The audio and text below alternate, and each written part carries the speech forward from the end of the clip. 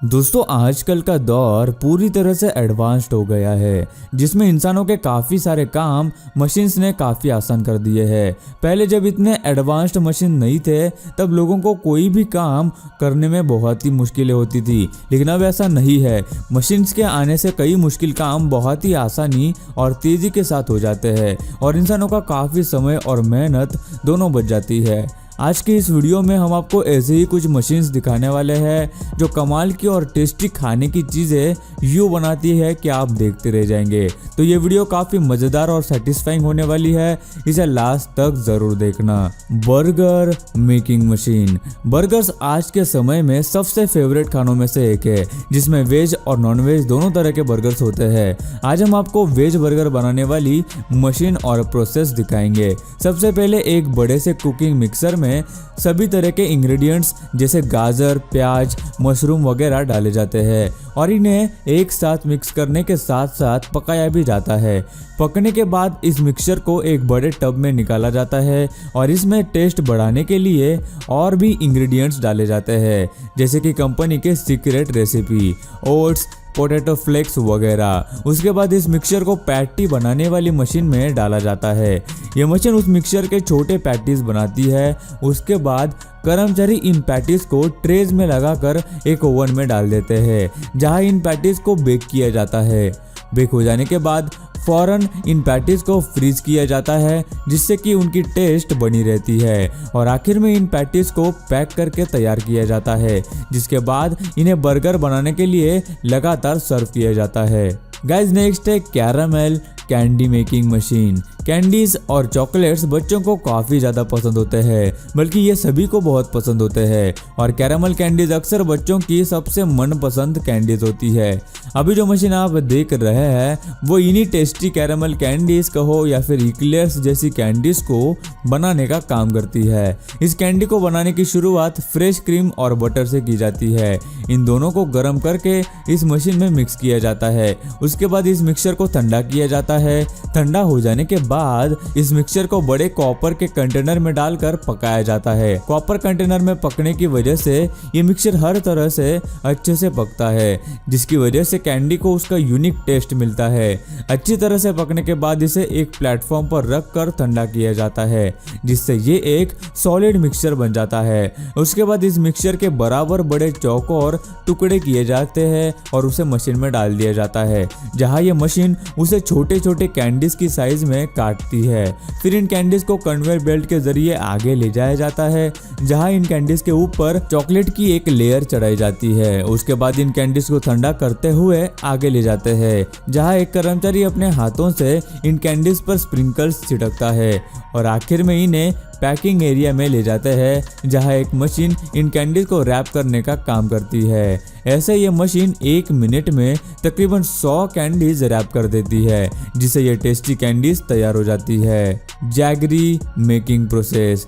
गुड़ बनाने के लिए सबसे बेसिक चीज़ जो इस्तेमाल होती है वो है गन्ना। ये तो वैसे आपको पता ही होगा। सारे गन्ने के जूस को सबसे पहले एक मशीन में डालकर निकाला जाता है। इस मिक्सचर को फिर आगे चलकर फिल्टर किया जाता है, जिससे इसके अंदर की सारी दूसरी चीज़ें इस जूस से निकल जाती है। उसके बाद इस जूस को एक बहुत बड़े कढ़ाई में डालकर कई घंटों तक पकाया जाता है। इसी दौरान इसमें दूसरे इंग्रेडिएंट्स भी डाले जाते हैं, जिससे कि ये खराब नहीं होता। इसे तब तक पकाया जाता है जब तक ये बहुत गाढ़ा मिक्सचर न बन जाए। उसके बाद इस मिक्सचर को गुड़ बनाने वाली मोल्ड्स में डालकर ठंडा करने के लिए रख दिया जाता है और आखिर में ठंडा हो जाने के बाद गुड़ तैयार हो जाता है और बाद में इसे आखिर में पैक करके मार्केट में लाया जाता है। गाइस अगला आता है puffed rice sweet making process. Puffed rice, जिसे मुरमुरे या फिर जाल मुरी भी कहा जाता है, ये आदमी उसके कैंडीज बनाता है।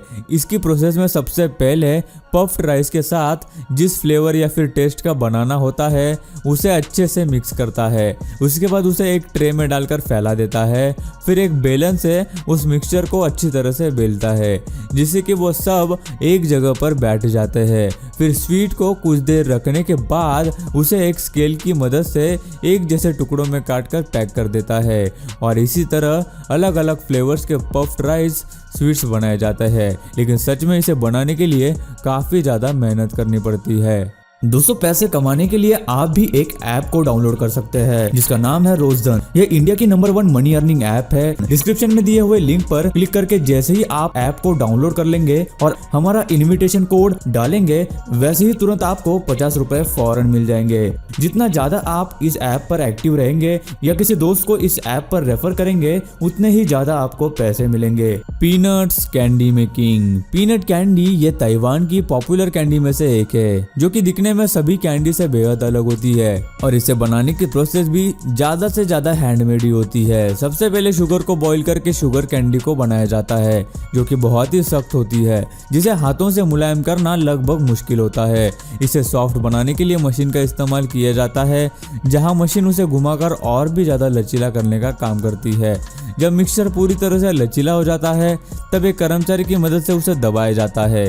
आगे उसमें पीनट की ग्राइंड की गई पाउडर को डालकर उसे बंद कर देते हैं। उसके बाद कर्मचारी उसे हाथों से घुमाकर एक रोल बनाने का काम करता है। रोल बन जाने के बाद आगे एक कर्मचारी उसके छोटे छोटे रोल्स बनाती है। उसके बाद उन्हें छोटे छोटे बाउल में रखा जाता है।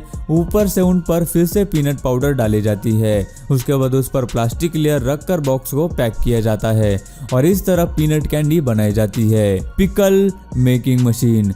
गाइस अचार खाने का स्वाद बढ़ाने का बहुत ही कमाल का काम करता है। पहले के समय में अचार बनाना एक बहुत ही मेहनत और समय लेने वाला काम हुआ करता था, लेकिन अभी जो मशीन आप देख रहे हैं वो यही काम बड़ी ही तेजी के साथ और कम मेहनत में कर देती है। सबसे पहले इस मशीन के कुकिंग कंटेनर में इसके स्पेशल इंग्रेडिएंट्स डालकर पकाया जाता है।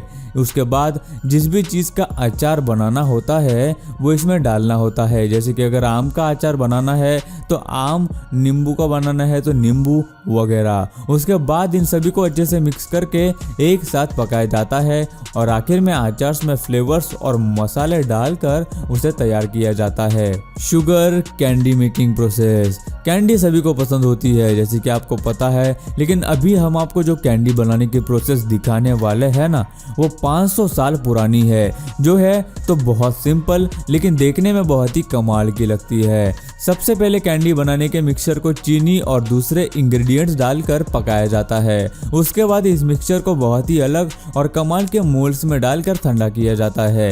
मिक्सचर ठंडा हो जाने के बाद वो इस मोल्ड का शेप ले लेते हैं जो कि अलग अलग तरह के होते हैं, जैसे कि ताजमहल हो या फिर मोर हो या फिर कुछ और। बच्चे इन कैंडीज को इनके शेप की वजह से और भी पसंद करने लगते हैं। Butter cake making process. Cakes एक बहुत ही पॉपुलर और ज़्यादातर लोगों का मनपसंद डिश भी होती है।